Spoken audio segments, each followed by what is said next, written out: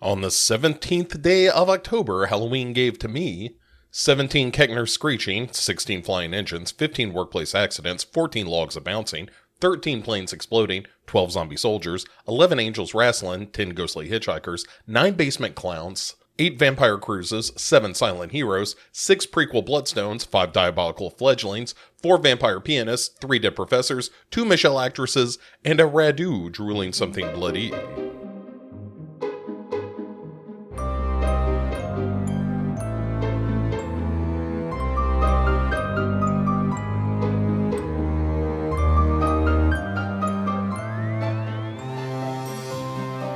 Hey everybody, welcome to the final day of Final Destination. It is our discussion of Final Destination 5, which rounds out the series. There is a Part 6 coming, although I don't know exactly when that is going to be released, but we'll talk about that when that happens.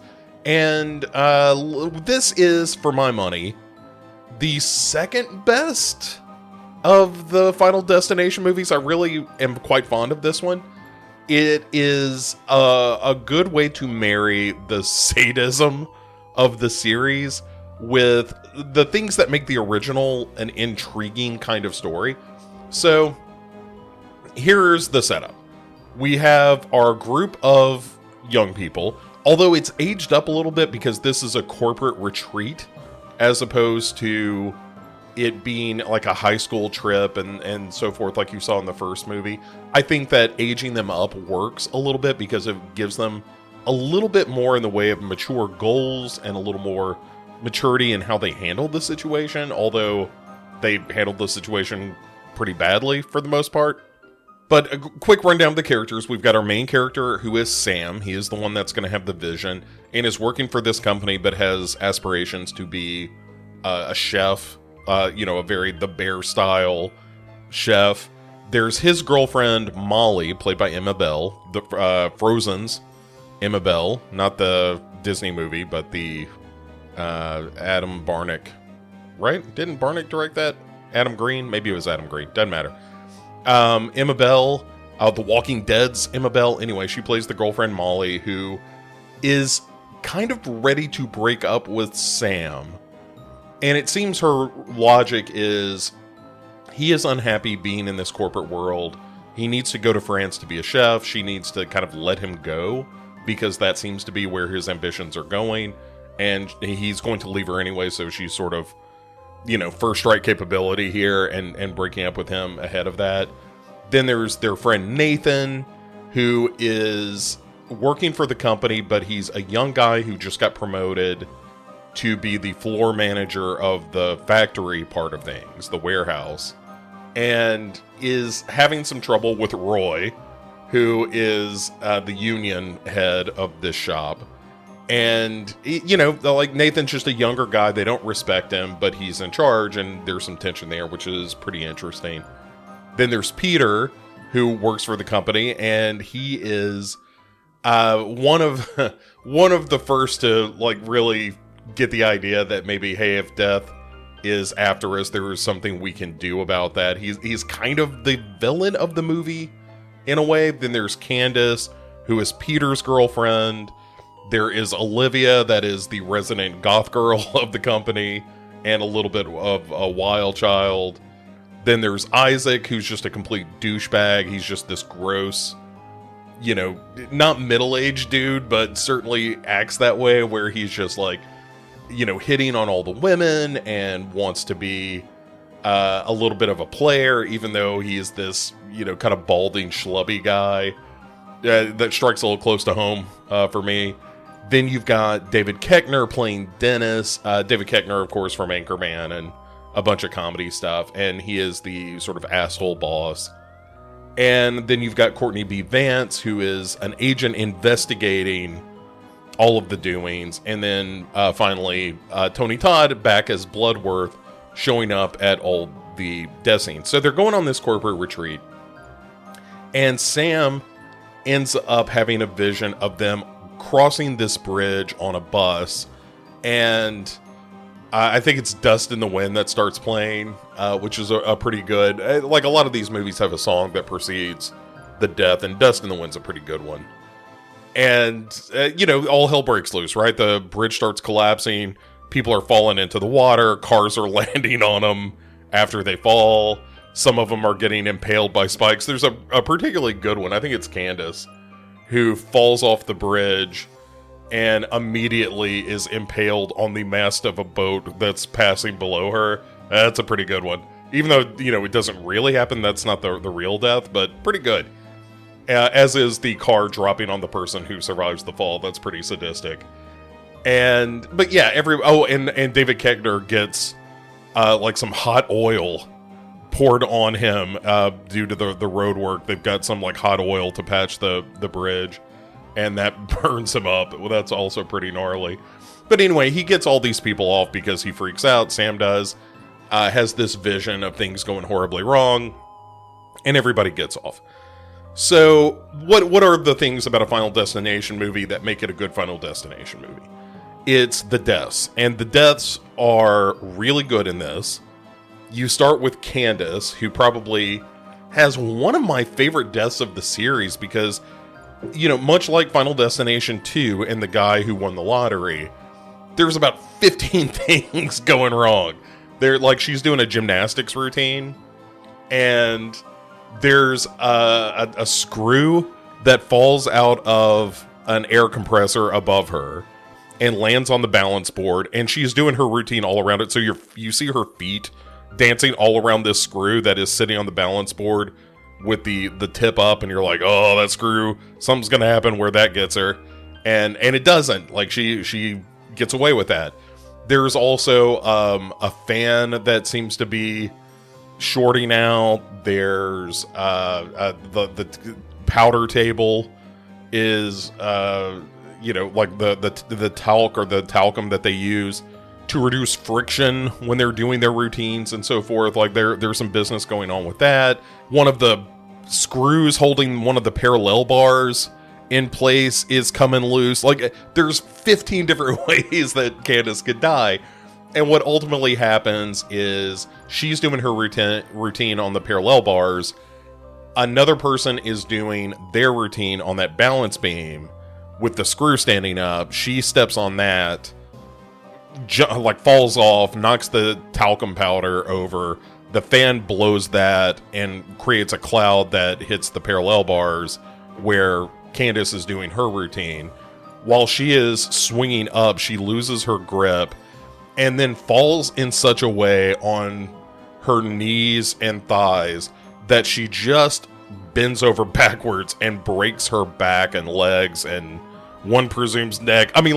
It's just collapsing into a pile of person. And it's gnarly and shocking, and it's wonderful. And I should probably not have this much glee when talking about how Candace dies, but it was great. And so, so she's dead. And we see Bloodworth for the first time here, and Sam kind of clocks him. And then the next death is Isaac, who ends up going for a massage, which is he gets from a coupon that he steals out of the drawer of one of the people who died in the bridge collapse, which is a real shitty thing to do. But he goes there and he's a real shithill about it. He's like, hey, is this the kind of massage where it's, a happy ending? And the woman's like, all right, I know how to handle this. And gets this old woman who just roughs him up during the massage. But as he is being given this acupuncture, there's, again, a series of death-related events which forces him to collapse off of the bed, the massage table. And all the acupuncture needles kind of jam into his skin and bend, and that's real gnarly. And there's a fire going on, but he gets away from that. And just when he's feeling like, oh, I managed to elude death, a Buddha statue that he'd been fucking with earlier falls on his head and crushes it. And there's a great shot of the Buddha with a splash of blood kind of grinning at the camera. Also pretty good. So now that Isaac is also dead, this is the point in the movie where everybody's like, hey, death might be coming for us. And it's in the order that we would have died on the bus. So while we've got some good deaths going on, the other thing that makes a good Final Destination movie is what is the method to get out of the situation as a whole? How do you cheat death? And Bloodworth in this suggests, hey, if somebody who is not supposed to be alive were to take another life, then you basically substitute a death for a death. You get to live out their days. So you just have to kill an innocent person that was supposed to die somewhere down the line. And this really sticks with Peter. Peter is like, you don't say. I don't want to die, and I kind of have no morals. And anyway, so then there's Olivia, the resident goth chick, who is going for Lasik surgery. And this is one of the gnarlier moments in the movie, too, where she gets kind of trapped in there in the chair with her eye pried open and a laser booting up. And naturally, some water falls on a plug, because it wouldn't be a Final Destination movie if some water weren't shorting out some electrical devices. But the LASIK device fires up and shoots the laser into her eye at way too high a power. And she's moving her eye around, and in one of the gnarlier details of the series, you see her eyeball being scorched in the way that she's moving her eye. And then she tries to close her eye and move her head, but that just burns her eyelid and cheek. It's disturbing. It's one of the reasons every time I think about LASIK surgery, I'm like, I don't know if I can do that, because I saw Final Destination 5. It's the reason I don't go behind log trucks. Like, Final Destination, as a movie series, has fucked me on a couple of life events. And one of them being driving behind trucks with logs, the other being LASIK surgery, because this scene is disturbing.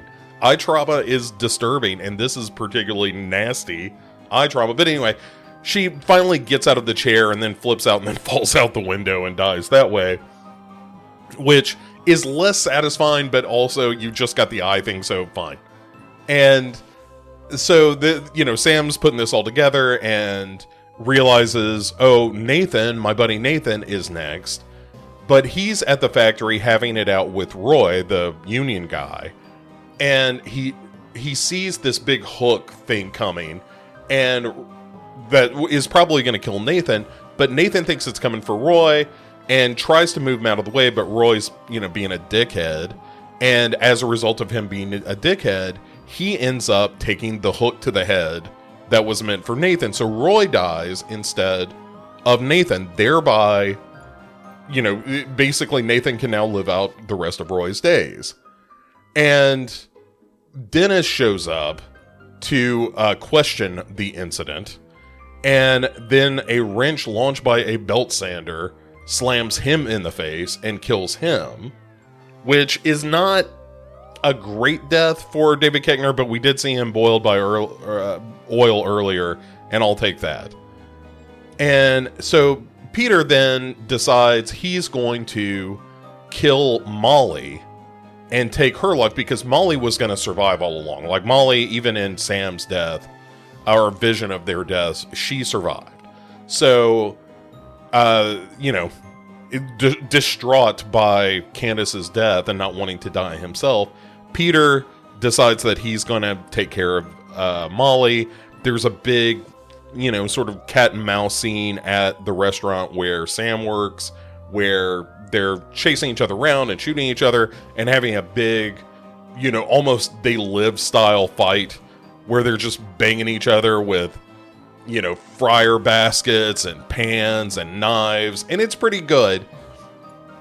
And then Courtney B. Vance is still investigating, overhears all this, comes in, Peter shoots him, and they're like, oh, well, you've got your death now. But he's like, yeah, but, you guys are witness to a murder, so I'm going to take you out anyway. And Sam ends up having to murder Peter with this meat spit, which he uses to save Molly's life. And so we have now, satisfied death. We're free and clear at this point. And so Sam decides, like, oh, I'm going to follow my dream. I'm going to go to Paris. Emma Bell, as Molly, is going to go with him. And then we get kind of the surprise of the movie, the twist ending, which is, oh, they are on Flight 180, the plane from the original movie. This was all kind of a period piece set, in 1999 or 2000 or whatever, when the first movie happens. And they see, the Devon Sawa character freaking out and all the people being pulled off the plane. And as they're taking off, somebody asks one of the flight attendants, like, hey, what was that all about? And she was like, I don't know. He had this weird vision, he said. And Sam's like, oh, fuck. And sure enough, the plane takes off and explodes just like Flight 180 did in the original movie, which is a pretty nice twist. And then you get the double twist, which I really like, where Nathan, who, is killed Sam unintentionally, created a situation where Roy died instead of him and is now living out all of Roy's days. And he goes to a memorial for him held at a bar.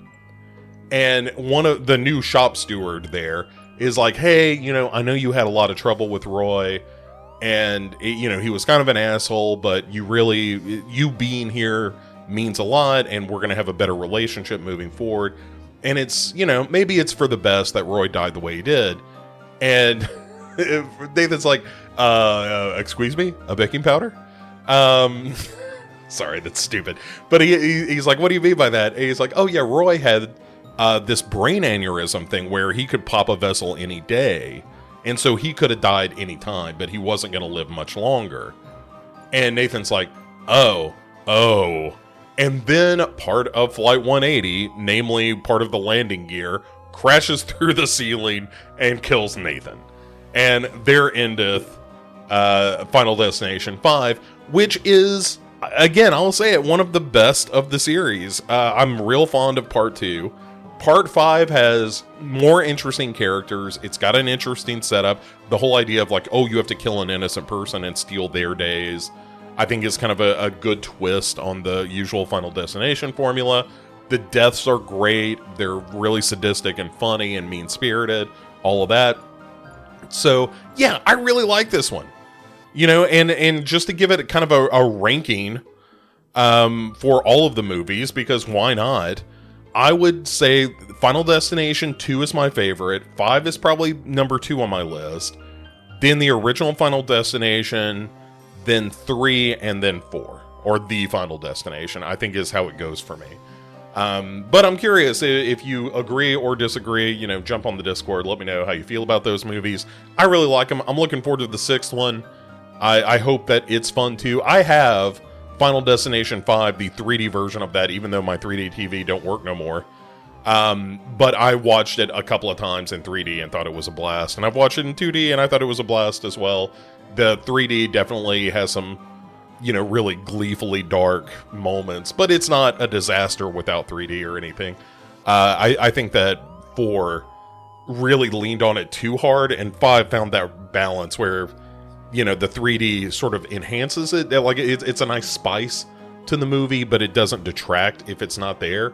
So, yeah, I really like 5. It's a good film. And I like this series as a whole. It's one of my favorites. A couple of people on Discord were saying something similar, and I agree.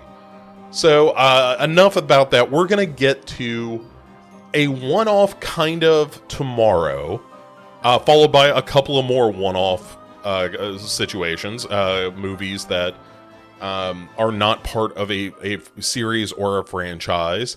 And then we'll get to a mini series, literally.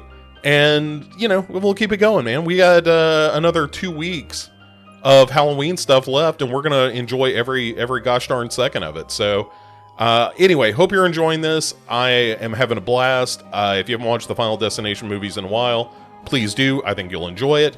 And until tomorrow, this has been the 31 Days of Halloween. Keep it spooky out there, and I will see you then. Goodbye.